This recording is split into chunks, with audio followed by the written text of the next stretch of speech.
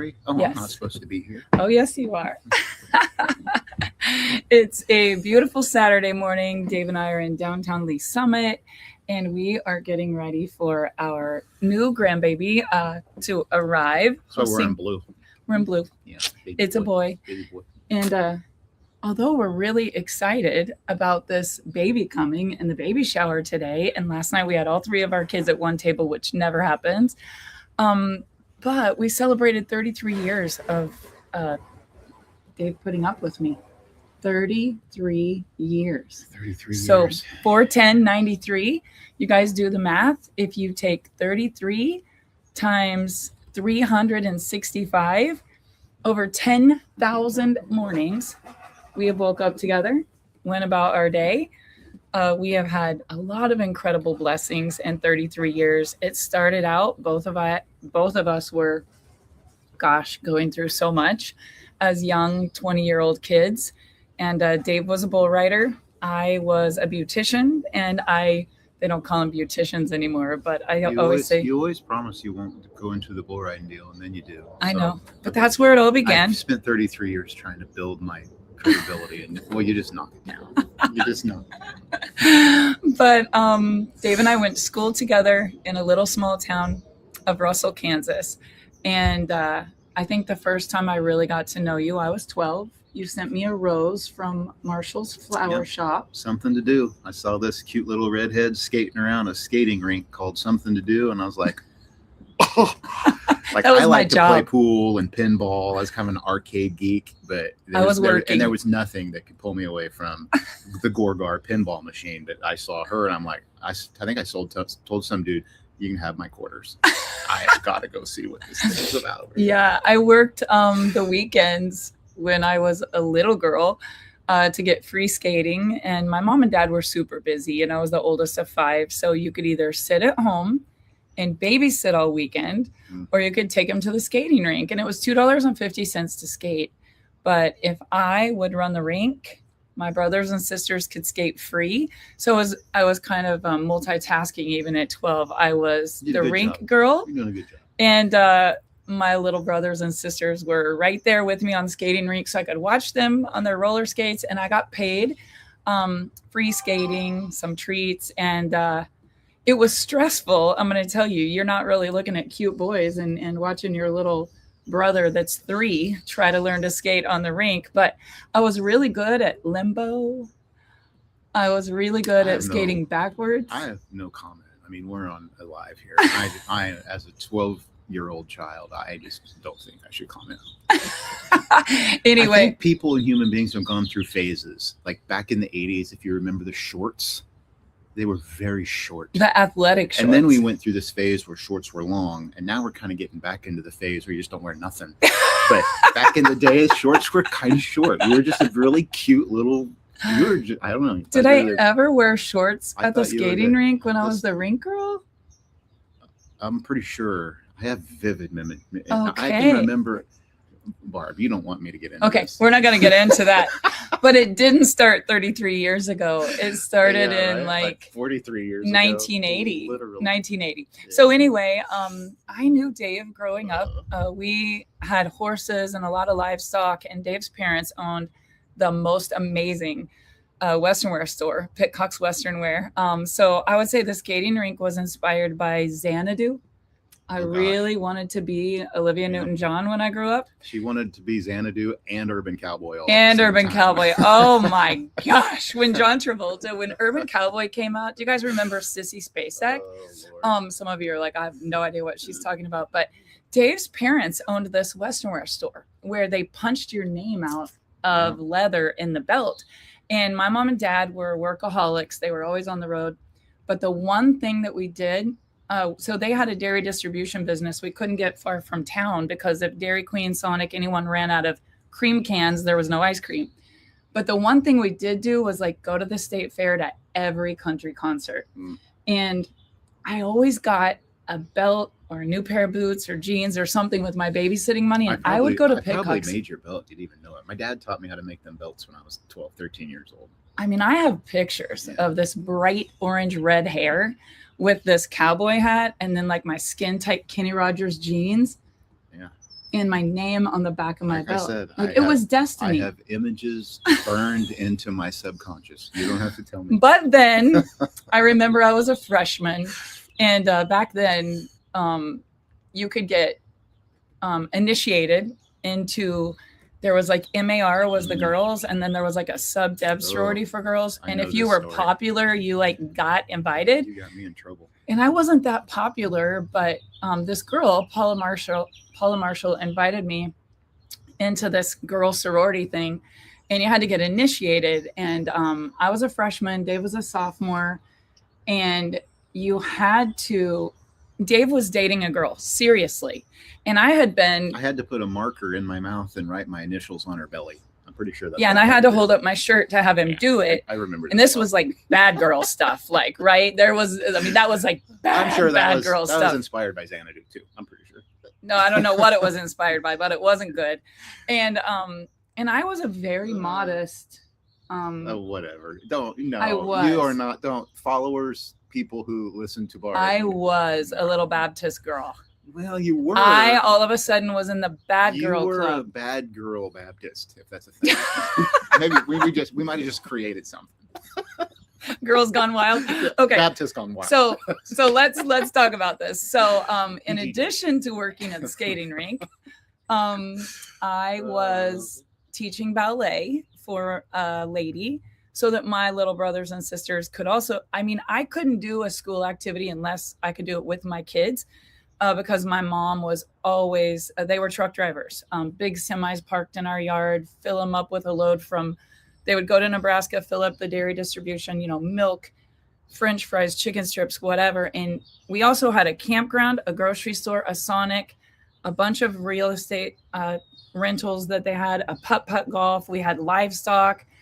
My mom and dad were like serial entrepreneurs, and they were so busy making a living. There was no life, right? So my mom will tell you, I watched the kids 24/7, and I started teaching dance.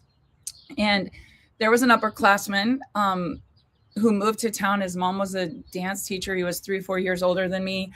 And this was my new boyfriend, because at 12, I would skating rink on the weekend, and then I would dance every night after school. So I was in a 12-year-old to 18-year-old relationship, nonstop, one boy my whole life, way more mature than I should have been at 12, 13, 14, 15 to 18. And Dave was an athlete. So like we lived completely different lives. Dave's family was always in the bleachers. He was very, very smart. He was in a quartet. He was very good. Writing in quartets. Oh my God, you're you could supposed to sing. build your husband. I remember you singing. I'd be like, oh my God. Quartet But was pretty fun, actually. you're so good at singing. That was pretty fun. Anyway, I wasn't good at anything. Still can't sing, but I can belt out a tune Oh, in the you're car. pretty good. No, I've heard you at concerts. You're really good. You actually. Yes. So I was a dance teacher.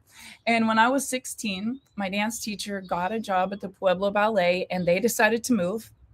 And this boy that I was super serious with had always been at our house helping me with the kids and whatever. And my mom and dad were like, you can just stay here. Like your parents are moving. You can stay here and graduate. In a sense, I was like married at 18 with like 4 kids. And so I didn't really have an extracurricular life. I didn't have a social life unless I hosted a party, which I did. But Dave and I were kind of like worlds apart, you could say. You graduated. Both our parents separated our senior year. That was traumatic. Yeah, I actually went to college to play. I got a full ride baseball scholarship to go to college, and my girlfriend I was serious with was there too. She actually was playing volleyball at college. So we got a And baseball player and a volleyball I was player in going to pre-vet. college. I was in pre-vet medicine. I was going to go be a veterinarian, and some dude on the rodeo team named Sean. We became friends. He hit me up and he goes, "You should come out to the rodeo practice arena. Just come and help out or whatever." And I did. And I got on a couple bulls and my life changed. Threw away my baseball scholarship, called my single mom making $4 an hour at an eye doctor and said, "I'm not going to play baseball no more."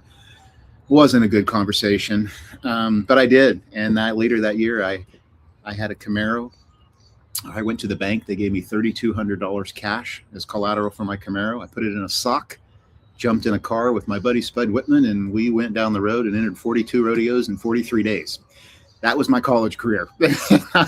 Now, you're not supposed to have regrets, and I don't, because I got hurt really bad and had to lay on my mom's couch, which is how I met Barb, and we rekindled our relationship. So not that I'm grateful that Coon Dog beat me up, but tell us about that. I know. Tell us about Coon Dog, because that's a good story. No. Well, when you're in the PRCA and you enter a rodeo, you enter it, and then a couple days before the rodeo, you can call in and see what bull you have drawn, and that way you kind of know. Well, I called and they said, "Oh yeah, you have a bull named Corn Dog," and I'm like, "Phew, Corn Dog." I mean, who would anybody on this live would get on a bull named Corn Dog? I mean, he's probably little stubby legs, big like a corn dog.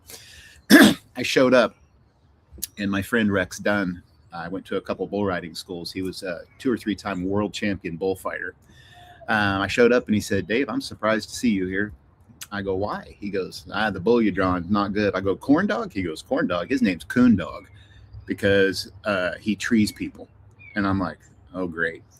Well, Didn't he tell you I'm going to give you 2 swipes? I drove and 6 I'm out hours of to get there. He goes, I'm gonna give that bull 2 run bys if you fall off. And he goes, "You better get out of the arena." Well, it didn't take 2.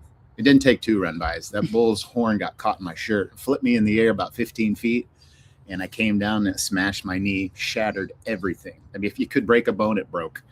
And I laid in a Scottsbluff, Nebraska hospital for about 3 weeks. I was really lucky though. One of the greatest surgeons, orthopedic surgeons, happened to be in town that day, and he looked at my x-rays and said, "This is one of the biggest challenges I've ever seen." And he was excited to see if he could fix my leg. They weren't even sure if I'd walk again. And he did incredible. I don't even, to this day, I don't even notice I ever broke my leg. So shout out to that dude. A lot of surgeries. But yeah, it was so laid up. Had to go home and lay on the couch with my mom and my little brother. My little brother was a head banging, crazy, just I don't. If you could think of Nirvana. if you could think of Metallica, Nirvana, and that was my brother, and he kind of liked Barb's little sister, Lori. Oh, they were sweethearts. So Lori came to the house one day to see Scott, and for some reason you were with her. No, we saw him the night before on Main Street. That's right. Yeah, and I was engaged. Let's put this in here. That's right. I was engaged. Yeah. It was August. I was engaged to be married in December. I was trying to become a Catholic just so I could get married in the biggest church in Kansas. I had 10 bridesmaids. I had 350 people coming. It was going to be a production, let me tell you. And I'm telling you guys, I wanted Cathedral of the Plains because it was the biggest. It was the most beautiful. I wanted the biggest wedding, the biggest party. My anxiety was off the chart. I was in the most toxic relationship from 12 to 20 that you can imagine, because I grew up way too young, and my need that I was craving was love, and I was trying to fix abandonment. And I was a redhead with freckles and very fair skin before red hair was cool. Like Julia Roberts made red hair cool in like 1990. I see you got a dress that came in yesterday. Did you see it? It's brown with white polka dots. It's the dress off the I'm movie. wearing it to the DSU this week. I'm literally Yes. love. That's one of the only movies I've ever seen. But you guys, imagine this. I was about to get married. I bought my own wedding ring because this guy could not even do that. I took care of him. Think of my nature and my trauma. I was a nurturer. I was a caregiver. I loved him. I wanted to fix him. I wanted to change him. And I did a lot of things with him that a little 12-year-old girl shouldn't do. And so there were secrets, traumatic secrets that you keep as a person that fester, that create shame, guilt, low self-esteem. Dave will tell you, when we met, I was not a confident woman, but I was a workaholic, and work was how I coped with pain and trauma and not feeling love. And Dave was engaged. Bad boy Lutheran. I was Bad boy a Lutheran. Lutheran. I don't know. This is so. You can't judge. This should be a movie, guys. You can't judge people. No, it should be a movie. So I got to tell you how this happens. Oh, and they're both wonderful people. When you're 20, really they really wonderful are. people. Like they're incredible people. and we all went to school together. Honestly, yes. So imagine when you're 20, you know, I'm very mature. I'm running a dance school. I'm teaching at the city. I'm teaching baton twirling lessons. I'm in 4 different, I got the Avon catalog out. I had joined Amway. I would drag my boyfriend to these Amway conventions because I just knew I was going to change him and we were going to be rich. And yet he was working at King of the Road. Then he lost that job. Then he was harvesting. And like my life was like constant anxiety. So I was at the salon, and the toxic part of that relationship is I was just one of many girls. And maybe it's just because you're 20 and you're drunk. I don't know. But I was at the salon. It was noon. I had anxiety because I bought a boat and I bought a Jeep and I bought a snowmobile and all the toys because I was a workaholic and making good money at a very young age. And my boat was at the Wilson Lake, 15 minutes from home, with a ton of girls on it partying. And I knew because someone drove to town to tell me. So it's noon. It's a Saturday. I'm like, we got to go. We got to get out there. Like I'm hot, right? And my sister and my cousin were there and my phone rings. And Dave called me for a haircut, but you got to hear what happened the night before. Life-changing moments right there. Well, the night before, my brother. We saw your brother on Main Street. See, I didn't know that. Well, I mean, I knew that because he was inebriated. I'm laying at home on the couch with a very broken leg. I wore a cast for 6 months. My leg was the size of my pinky finger. I didn't think it'd ever grow back. And I'm laying on the couch on morphine drips and all this whatever. So bad his mom had to throw that couch away. It wasn't cool. And then my brother walks in, and he might have had 1 or 2 or 50 drinks, somewhere in between. Well, I think my sister was flirting with him and his music was loud. Probably. And she had the top off her Jeep. And this is where it gets really weird. I was having to do hair on my great grandma at the mortuary for the first time. And it was not a good night. And my sister was like, let's just go on a drive and listen to some music. Like, I'll go with you in the morning to do grandma's hair. It's going to be okay. And we're sober. You used to drag Maine. And we pulled in behind him and Shane Poche. Long hair, hairband hair, banging their heads in this car. And my sister just stops, revs up the Jeep and goes, what the hell are you listening to? They told us, and she cranked Lori Morgan, May the Best Woman Win, like skidded her Jeep. And I said, I think we would get along better with his brother, just because country music, metal music. That's all I said. See, I don't believe that, because my brother came home, kind of stumbled in the front door, and he said, Dave. Actually, he didn't say Dave. He said, Pitt. Pitt, I ran into Barb Zorn tonight. You're not going to believe this. He goes, that girl is about you. She wants to marry you. She literally said she wants to marry you. It was such a lie. And I had the greatest self-esteem boost of my life. My brother gave me the greatest self-esteem. I'm like, she wants to marry me? He goes, oh my God, she's into you. So the next day I called her. So one's on morphine, one's on alcohol. Imagine this. I never called her. And then so I just call her. I'm like, yo, hey. And I'm thinking, I'm pretty suave because. No, this is what you said. Barb, do you have time for a haircut? I said, nope. I'm trying to get out of the salon, get to the lake, get all the chicks off my boat, and rip my fiance's ass. That's all I was thinking.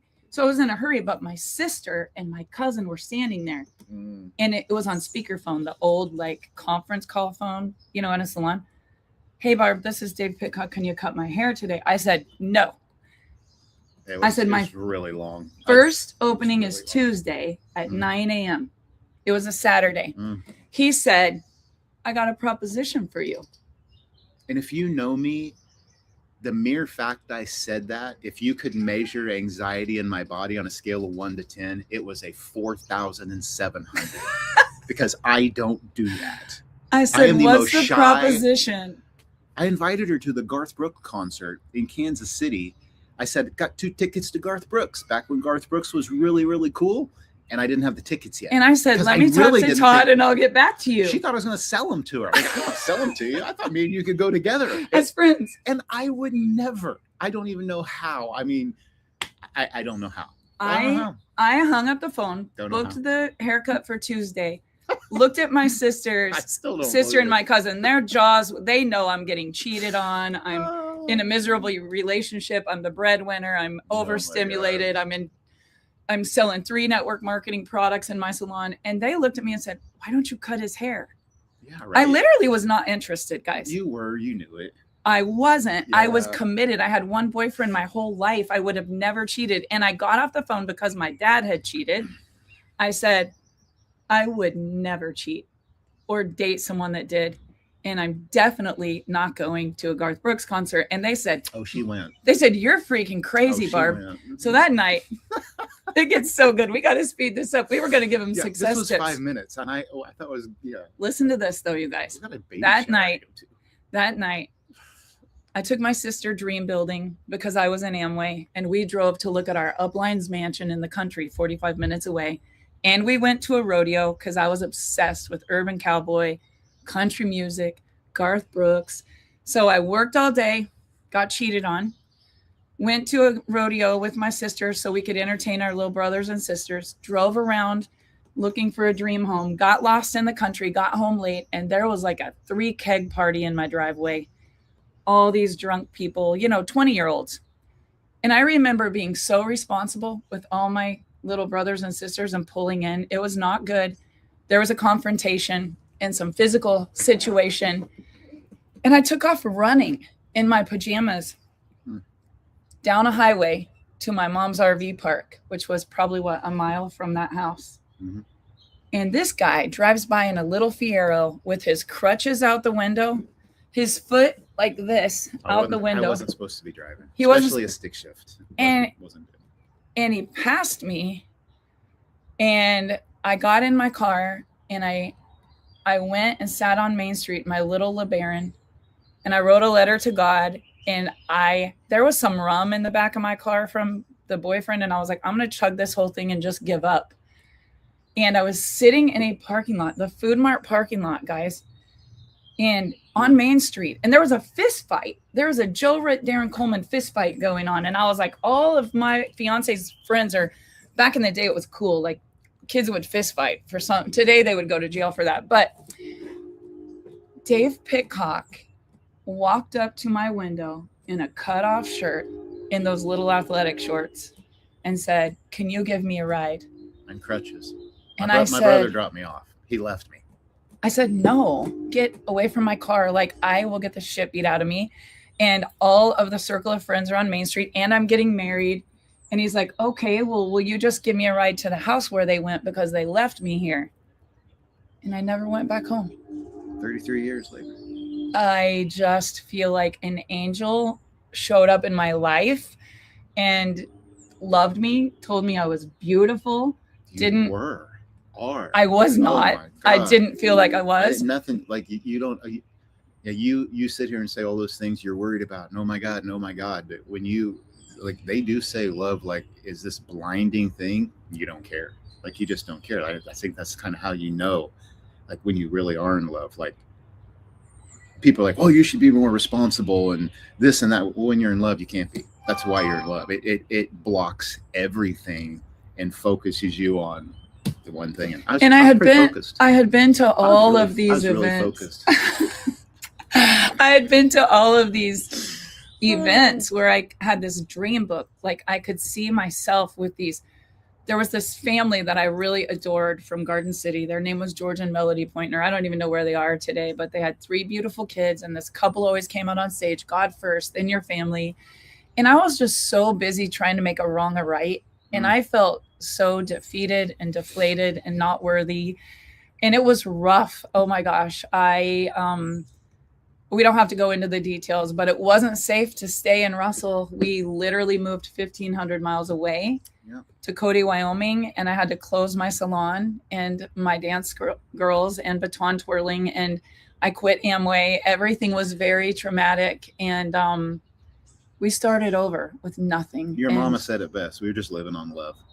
That's all she said. my mom tried to get me put in a mental hospital. My mom said, you need to go to 4th floor Hadley and get your head checked. Me and Atlanta. And she said, but those blue eyes, oh my God. Yeah, she looked likes at me. Dave. She goes, likes me. well, he showed up at my She- mom's she- campground with roses, Me and fresh Atlanta liked me flowers. from day one. That was a good thing. Fresh flowers at the campground. And my mom and my Aunt Rana said, oh my God, how could you say no to those blue eyes? My sister Lori and my cousin Stacy said, you couldn't. Nobody could say no to those blue eyes. And we ran away, but we were friends. Dave was a born again Christian, very conservative at the time. He was like, well, we can't just live together. We should go to the courthouse and get married. I was like, oh, hell no. I got 12 bridesmaids. Yeah. We're having a big production. Exactly. Well, we didn't. It was pretty modest. We didn't have a big production. I lost a lot of friends. You know, in order to become a new version of yourself, you have to let go of the old one. A lot of people judged, a lot of people hated, a lot of people labeled, a lot of people blamed. But when you make changes in your life, that's part of making changes in your life. Brooklyn and I were talking about this last night on the drive here. It's so crazy for human beings to get into the habits they get into. Because then you're afraid to get out of the habit, and then you start to judge others. You judge yourself. You've created this massive facade. It's all fake. None of it's real. But in your mind, you've made it real, and now you can't be who you really are. And I think a lot of people find themselves there. And you know, you tell these stories, and you all watching this, you think something of yourself, and you can relate to some of the things Barb has said, but do you know probably 70 to 80% of the people out there that like you judge and they judge, and you think they judge you and all these things, you wouldn't want to trade shoes with them. We were talking last night, you know, I listened to this story, and it's my story, and I'm thinking, how's this even true? But everybody goes through, like, everybody's battling demons and devils, and life is hard, and it's not easy, and that is the fact. Drop in the comments if you're battling a demon right now. Just you say judge battling. And you judge yourself based on that. And when you do that, all of a sudden you've just put everybody else above you on some weird pedestal. And if you truly knew what their demons were, you wouldn't want to trade yours for them. And I think it's so important to, you know, you asked me this morning that, why are we still married? 33 years. Well, it wasn't all roses. It's never we been. lost No. everything. We were at the food pantry. We've both had major traumatic things happen in 30 some years. Who hasn't? There ain't a person on here that hasn't had massive traumatic things. And you know, we look at our credit card statements and our checking accounts, and you look at your job, and it's, as human beings, we relate everything to money. And you know, one of the best things, I read about this a long time ago. It's why I still buy flowers as much as I do. Every week he buys me fresh flowers. You got to look at it as an emotional bank account. And a lot of times I can look at Barb, and I can tell when her emotional bank account it's at a minus $7.40. And as her spouse, what can I do to help put some emotion back in that bank account? And I think that's been a big part of it. I don't always have to be right. I want her to feel right, even though she's wrong most of the time.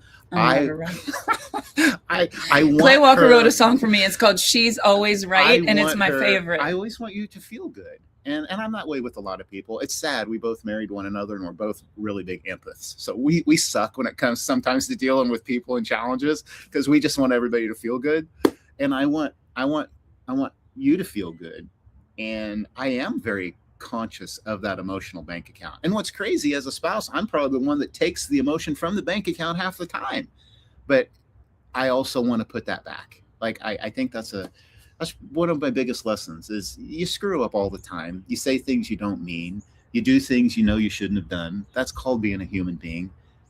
You have to figure out a way in 10 seconds to jump over that hurdle. And for me, it's always trying to do nice things. Or I try to tell stupid jokes and be funny. I am a complete idiot in real life. Dave is funny. And for me, being that way, I always feel like it just knocks down any of those emotional barriers. And if I can make people laugh and be a goofball. He is a goofball. I just want your emotional bank account to be bigger. I have 4 children: Brooklyn, Chance, Callie, and Dave. Dave is on Lola's level. Brooklyn too. Like that, you and Brooklyn are a lot the same. Just funny. Yeah. Never too serious about anything, you know, and opposites attract. So we got married. Our moms were newly divorced. We hadn't seen my dad in 4 years until he walked me down the aisle, and I did do that. Honor your mother and father. It was ingrained in me. It was very hard. Mom texted me last night and said, "Happy anniversary. Do you remember we were so poor? I made homemade ice cream because we couldn't afford catering, And my mom was so nervous, and my brother Mark was helping her drive the truck, and Spilled they it. floored it on 10th Street in Great Bend, and Ice cream. went 10 for like a gallons of mile. ice cream went for a mile. So you used to put beer cans behind your car and write "just married." My mom just made an ice cream trail from 5 miles to the church. We got married in a humble little log cabin. Dave's brother and my sister stood up for us. Yep. It wasn't a big production. It wasn't a big show. It was, It's just we bought me. my ring at Walmart I did. and put it on Walmart- layaway. Walmart in Cody, Wyoming. And I lost it over the years. Oh, hey, buddy. I will tell you, we painted Dave's mom's house to pay for the ring on her credit card. And I was pregnant with Brooklyn when we got married.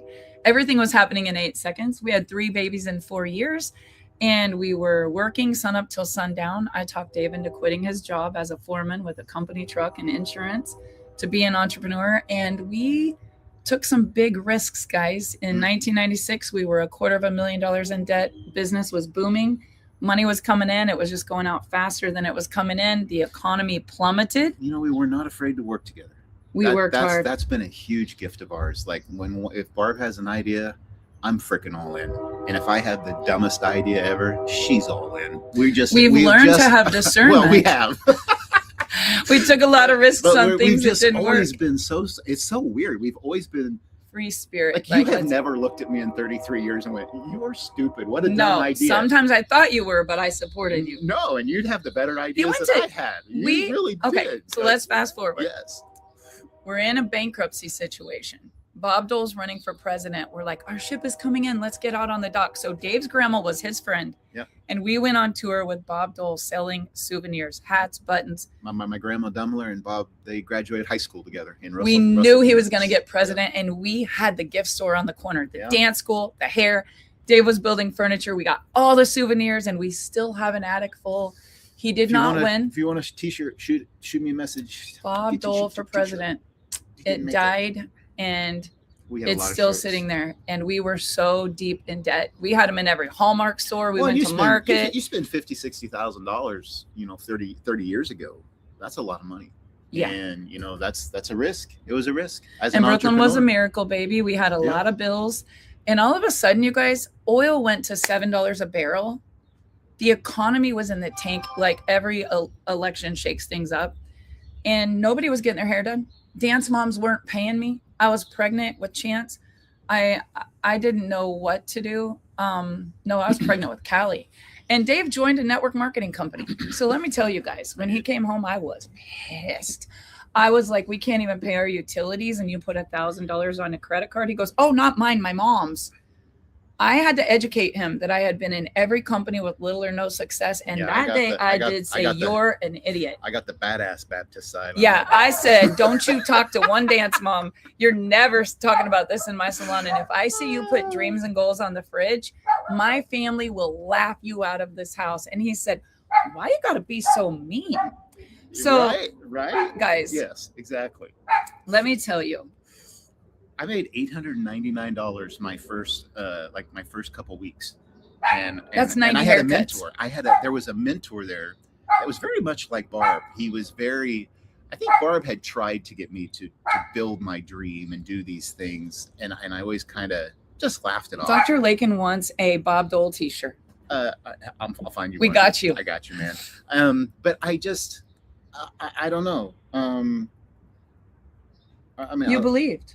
You had a big dream. I had a mentor that made me write down my goals in a way that I knew I couldn't. I thought about this so many times. Being in this industry for 30 some years, I see so many people get involved, and maybe they don't. Their dreams and goals don't come true, and I always wonder in my mind why. Like, because for me, I was injected with belief. You couldn't have beat me up. I'd have been bloodied, Well, and you could have drugged me along the street, and I would have still known this was the best thing for me. And I attribute that to my Thank God. mentors. I'm Mentors gonna- that teach you how to set goals. And I'm going to tell you guys, it was everything I ever prayed for. And God was answering those prayers. There was just a delay. Mm. And I will tell you, we both wrote a book. No Guts, No Story is my memoir of our life. We hit the top of that company, made millions of dollars, and Dave's brother, who was struggling with addiction in 2000, took his life. And then our marriage really got tested. Mm-hmm. Yeah, when you lose your only brother to suicide, I mean, I'm sure many of you have probably experienced traumatic emotional things like that. You know, you just get tested. And, you know, for me, I had an amazing wife and 3 incredible kids that were very young. And I had to walk in the front door and look at my family and say, you get your head out of your ass. You need to become a man, and you need to find a way to get through this. And for me, it's probably why I still love this industry so much. It was getting back to the basics. I got out a piece of paper. I wrote down, what in the world do you want? And I started, it took a while. It took 6 months, maybe a year before I actually started setting goals again. And one But little that was thing. it. I think that is what really, it was wanting to do good for my family and setting some goals that pulled me out of that emotional funk. And one little thing could just ruin the whole day, the like anger, emotional the trauma, anger I had. I think that's why we're so passionate today about mental health. Because I had it. I had anger. Like it would just pop up and I wouldn't even know why. And so many people struggle with that. Just those things that are buried. I didn't know about meditation. I gave up on praying. Forget about all that. You know, God failed me. Why would I even care? Like, I went through all those phases. And you know, and I learned that it's okay. Like, it's okay to, like, that's part of the growing process of a human being, to figure out who you are. But my emotional tank was on empty. But luckily I had you. And my kids. Without you and my kids, not sure. I remember one day I wanted to give up, and I went to our financial counselor, and she gave me a book called Struggling for Intimacy. And I said, I've lost my husband. I've lost my dream. I can't do this business. I can't do it by myself. We're a power couple. Like, he's not the same. How do you love other people when you don't love yourself, when you're carrying guilt and you know, you want to blame everyone in the family who supported that addiction. And it was just so traumatic. And I'll tell you something, my kids were little, and our financial advisor said, you can give up on a relationship, but you'll go somewhere else and you'll have 80% there that's good and 20% that's bad. And then you can go find, she was on her 3rd marriage. She said, you need to read this book. And you need to be committed no matter what. Love him through the grief, love him through the anger, set some new goals. And we did. I wrote a letter to him and his mom, and I got all of my emotions out. Communication is key. And I want you to write this down. When you're feeling something, instead of getting angry, look at your spouse and say, how do you think that makes me feel? Because a lot of times they don't even know how they're making you feel. Well, you don't, because you're so lost in your own emotion. And and maybe it's not a man and a woman thing, but as a man, I want you to know, men are wimps compared to women in my mind, because I feel like I have to be justified about my anger, and you need to know why. And it's so, it should always, the script should always be flipped. I read something this morning, just preparing for, just with what you said you wanted to accomplish on the call. And it said, before any argument or before any tense conversation, both of us should write down or ask each other, before we start this, what's the one thing you want out of this conversation? And work from that, instead of just spewing out all these energies, which is what I used to do. I'm sorry. I was pretty good. We've grown a lot. 33 years later, let me tell you guys, we raised these kids. We traveled the world. We built a business to have a company destroy it. We built another business to have a company destroy it. Life is just we fun. Followed shiny pennies. We thought movie stars running our company and NFL players and all the clout was important. Those are not the best business people just because they have fame. What really makes a strong, successful person is the tragedy and the trauma that they go through and how strong they become because our grandkids are getting up. So, 5 reasons why we've been successful as a couple. And let me tell you guys, financial failure was the least problem we've ever had. I think 3 battles of cancer with your mom put us to the test. Just- Being a caregiver, loving someone through a really hard sickness, and then watching Dave lose his mom. Yeah, it's just A lot of grief. But here's the deal too, and I think this has helped me through so many things too. Because isn't it easy to compare? Like you want to compare yourself to other people, and almost like, oh no, my life is worse than yours. Walk up to 10 people, and say, hey, what do you do? Oh, I do this. Oh my God, that must be great. No. You know what their statement will be? Oh my God, no. Everybody always like gravitates to this negative thing, Mhm. and I just think it's important. I don't know. You will always know what's right based on your gut. Your heart might lie to you, but you always know in your gut what's right or wrong. And yeah, the relationships, Barbara, I don't know. You see so many people that do struggle. Well, And what if it really is one sentence? Like, what if it really is just one little thought of, wait a second, I love you. Or what if our emotional bank accounts are all messed up? Well, I think most people get a divorce because of a way that they feel They're in the middle of anger. disrespected, not loved, nothing to look forward to. You know, and if I was saying 5 things that really helped us, and let me tell you guys, the financial troubles were nothing. Addiction and mental health has destroyed everything I've ever loved. And Yep. we've had to rebuild that. And I'm going to tell you, it's why our purpose and our passion is in such alignment with what we're building today. But raising adult children was way harder than being financially broke and raising toddlers. The foundation, especially as empath people, because you do feel everything. family is everything to and us. you feel the struggles. But I'll tell you this, and this was the point I was trying to make. Even when my brother took his own life and my mom passes away, there's always this little thought in the back of my head when you don't think you can make it. There's really only 10 or 12 emotions out there, and every single person experiences them all. And I don't care. Your brother doesn't have to commit suicide, but something else could happen to where you and I are exactly the same. All of us are exactly the same.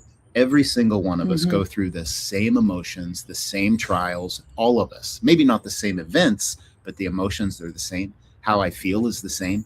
And you have to, one of the greatest gifts my mentor gave me was learning how to reframe things and get over hangups. Because if you don't, you'll allow yourself to go down a road to destroy a relationship or yourself, or addiction, or you'll I don't blame addicts for being addicts. I think they're brilliant. I think they are brilliant people because they found a way to feel good and other people didn't.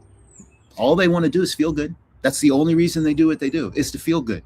If you could find that way to feel good without destroying your life, that's where the magic is. Please do That's it for where your the mom. magic is. Here's what I would say though. Yeah. This industry taught us to dream. And when couples stop dreaming, they get in a rut. People's brains have to feel a dopamine hit. Like, you have to be looking forward to something. I think this industry, we've been through so much shit together.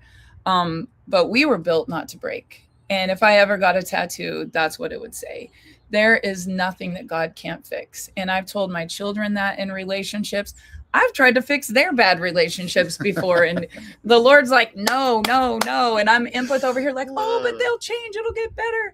Even in high school. I mean, Dave and I don't just love, we love hard. Like, if you loved one of our children, like, you're family for life. And I'm very forgiving. I'm very understanding. I have an empath heart. And I want to tell you, Dave and I are opposites. I mean, there was a time we were making $120,000 a month in a company, and he was miserable and I was happy. Drop in the comment if you like Legos. Not Legos. I was going to tell taxidermy. Do you like putting together puzzles or Legos or just that? No. I can open a box of Legos. That's so boring. I can dump them out on a little table in the living room. I pull out the book. I like big Legos. I can't even read instructions. She will walk by. I just want to leave and go to a concert or something. She wants to take a bat to the Legos, and we're just. Who in the heck would want to sit and put together Legos? Like, well, and I'm all for personal development and I'm all for setting my goals and dreams, but literally who sits around 8 hours a day and listens to that stuff? You just can't. I want to go on the boat, crank up the music, pull up, tie up with someone. I want to be by myself and fish. I want to Why go would you front get row to around the all these concert people? in the pit, crowd surf. You've got to have a chair. I mean, come on, Barb. The old people sit in the chairs. Dave bought me concert tickets last year to, who was that, where they lit the stage on fire? Jelly Roll. No, Jelly Roll, we were front row in the pit. Rain. That was the Rain deal he did. Burn It Down. Who sings? Jason Aldean. Jason Aldean. Yeah. And he got me these seats on the side in the front row. He was with Kenny Chesney. Yeah, it's Jason. I mean, I go to Kenny Chesney every year, and I get in the sandbar. Dave's like, I got us the best tickets this time. They were more expensive than the sandbar. She just turned 55. She needs old people all around me. Here they are at the concert. And you know they're singing American Kids, and I am the only one in the row. I got my hands in the air and I just don't care. No, we are not the same, guys. We are not the same. You can't leave. We got to wrap this up. Okay, he's grabbing the grandkids. Okay, so 5 things to do to stay married for 33 years. Play the understanding game. Dave and I were top distributor, one of 8 in a company. Took that company from 17 million to 150 million. We were on the cover of Success magazine. Our checks were 120,000. And Dave was like, these people are corrupt. He knew too much. And I was like, we are not leaving. I'm not a bad person, but like, I just brought my whole team here, right? And Dave said, I'm going to support you in your dream, but I'm going to go to taxidermy school because I love to hunt and I love to trap and I love to fish. Any of you that are PETA, don't hate us. We grew up in Kansas. Dave fished and trapped and hunted his whole life. He doesn't anymore. He feeds the deer now. He doesn't shoot them. But I do have an entire garage of antlers and doesn't really match my decor. But, you know, I have to have some give and take. I love seeing him happy. He learned a new skill. He had a new dream. 20 years ago, he said, I think I'm going to start bottling and manufacturing vibrational essential oils. And I said, why? We're the top distributor in a company. He goes, because essential oils are the smallest molecules and they vibrate at a different frequency. And it just blew my mind. Next thing I knew, he was at ABS Beauty Show with 320,000 salons, white labeling essential oils while I was trying to sell somebody else's nutrition, right? Like there's been times we didn't see eye to eye. I had to love Dave through that. And I do what I love to do. And Dave was right. That company, it all blew up in my face. We had to start again. You know, you got to go with your gut.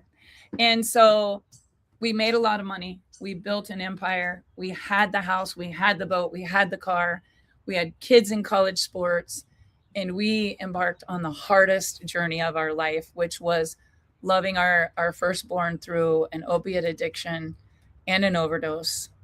Not just one, but multiple times, and one where they called and said she was in the ambulance and dead. And, you know, I think if there's anything that has really tested our relationship, when she lived and then we were trying to fix it, cure it, change it, control it, we have a bond that is so unbreakable and a love and a compassion for people, because I could have been just like Dave's mom and burying a child. And that was always my worst fear.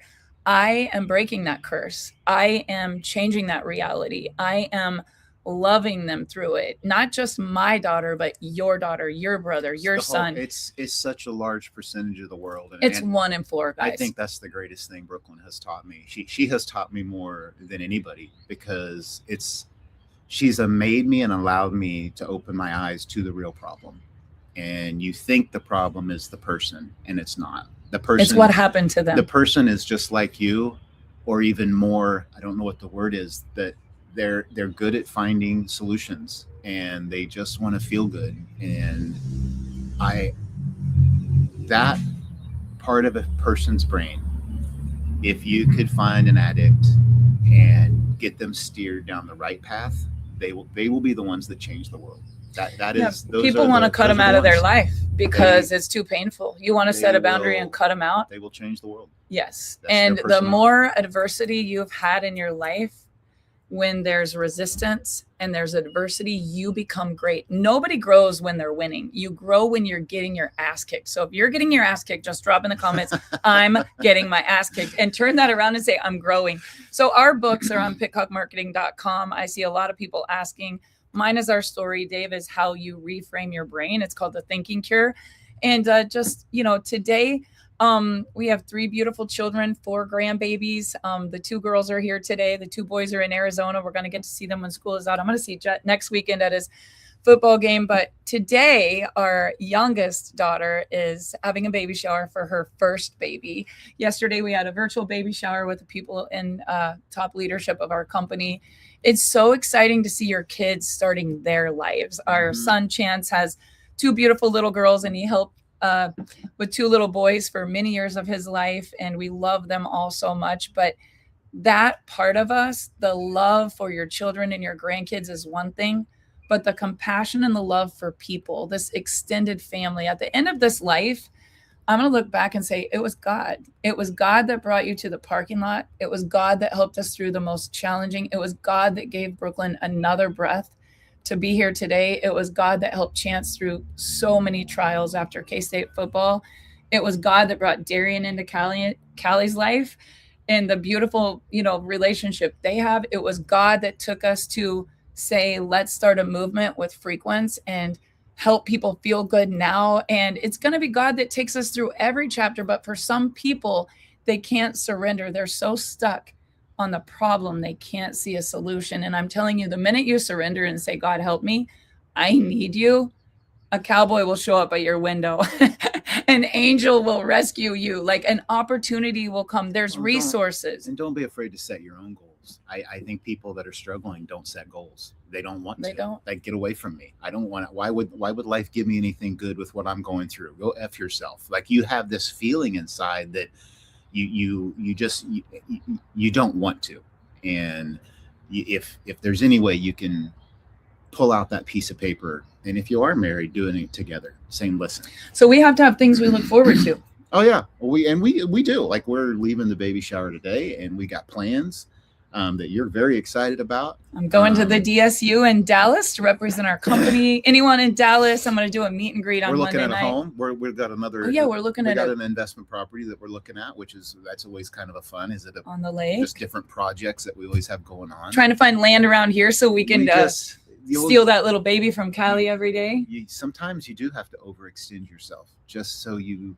Sometimes when I'm in it again, I probably need therapy. And it's probably a trauma thing, but I love projects. I love projects that keep me busy. And you love to fish. I love to do things with my hands and build stuff and fix things, and let's do another project. And like when I just love that because it keeps me busy, keeps my brain going. And sometimes I think while you're doing that, your brain is fixing all the other things in the background. Like, that is what your subconscious mind.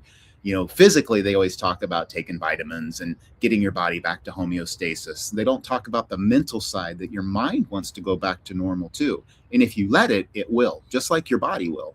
And sometimes we're just so hard on ourselves, so judgmental, so scared of what other people think that you don't allow yourself, to do that. I'm going to point in my life bank account. At 55 and 56, guys. I'm going to do something for you today to put some more money in your emotional bank account. I don't know what it is. You got to look yourself in the mirror and say, this is my life. At 55, it's not halftime, it's third quarter. Mm-hmm. It's go time, baby. We are going to create a movement, a legacy, an empire.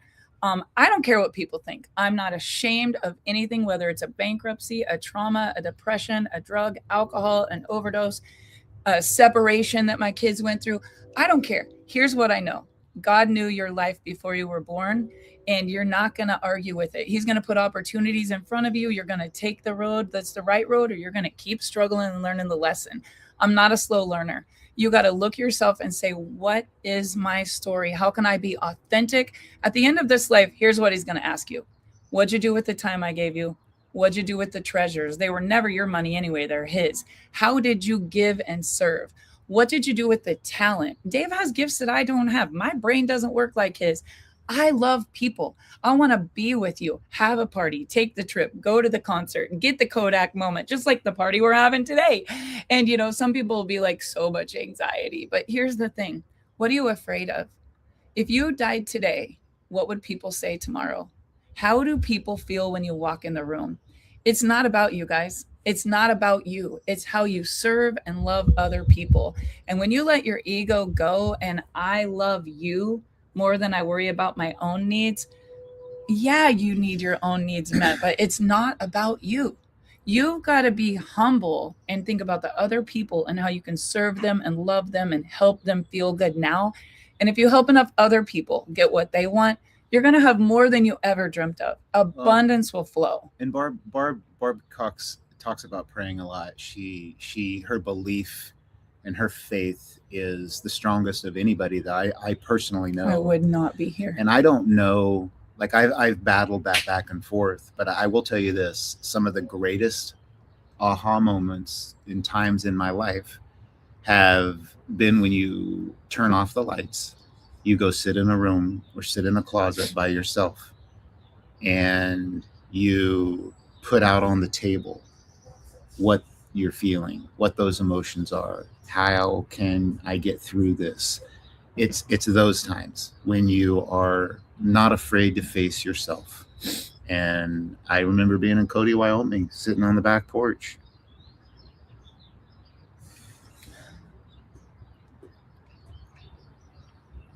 I don't know. It's just people, and I've always had a hard time with religion because there's so many of them and so many wrong people in it. But I'll tell you this. Right. I'll tell you this though. When you get in touch with that inner, that they, the God is inside of you. That spirit is inside of you. When you look at you have a physical body, you have emotions, you have thinking, and you have spirit. Those are the 4 levels of your body. Your spirit is just as real as your elbow is. And we just don't get in touch with that. And for me, that is what praying is about. And sometimes you are forced into that. Sometimes you get to the point where God grabs you by the back of the neck and shoves you to your knees. But He's always turning there. Those lights off, though, really closing your eyes and searching and getting real with yourself, it's probably been the greatest gift. And everybody has that, and nobody uses it. And it's personal. You don't have to go tell the whole world that you're a Christian or you're personal. Whatever your belief is. Right. It's inside of you. It is. And people can see it. And you can't push something. If I'm going to help an addict, I can't come with a cross and a Bible or they're going to run. But the way that you make them feel, they're going to want what you have in your heart. And that's something that you can't fake. God is love. He's all forgiving. And he doesn't label or judge. And neither should we. So every day you should just try to be more like that and love your spouse. Got to put your spouse above your kids. That's hard. That's my spouse. Oh, that's hard. We love our kids so much. Sometimes we put ourselves last. It's easy to do. It's very easy to do. But 33 years later, we made it. I can't wait till our 50th. We'll be in our 70s. Hopefully by then we can do something on our anniversary that's about us. Yeah, we won't. We've always been doing a meeting for someone or we'll be with somebody or kids. Yeah, and we love helping people. We'd probably rather. Last night was amazing. All 3 kids at one table. I think the last time that happened was it's been a while. Last year, Memorial Day.